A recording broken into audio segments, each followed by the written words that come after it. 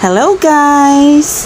For today's video, ipapakita ko lang or isi-share ko lang sa inyo ang niluto kong munggo.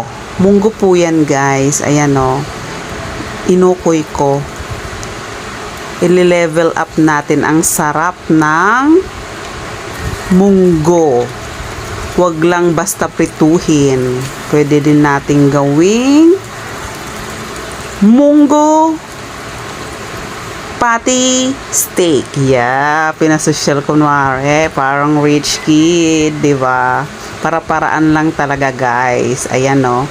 Ang simpleng munggo patty ay ile-level up natin ang sarap niyan. Ayan. Nagisa na ako ng mushroom.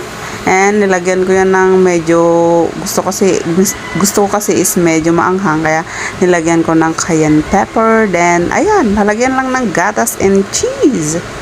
Ayan, hahaluin lang guys. Then kapag medyo malapot na, lalagyan natin ng garlic, toasted garlic.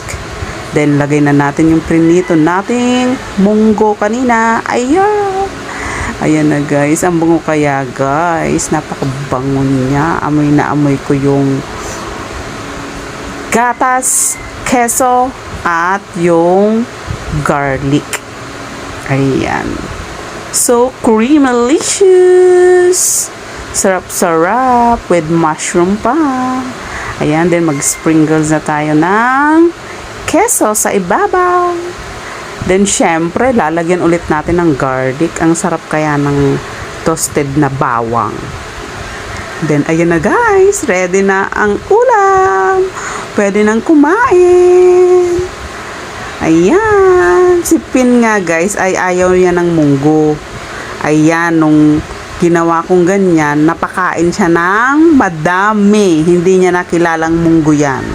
So, ayan guys. Thank you for watching. Bye!